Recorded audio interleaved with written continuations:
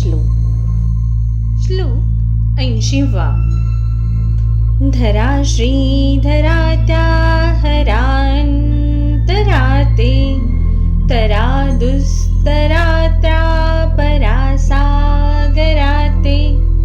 करावी सरा त्या भरा दुर्भराते, सरानी करा त्या खरा मत्सराते.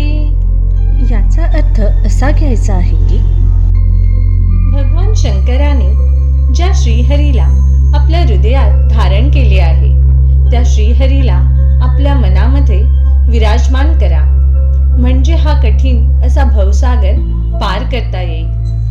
पोट पूर्णपणे भरणे, लौकिक गरजा पूर्ण करणे हे महाकठीण कर्म आहे.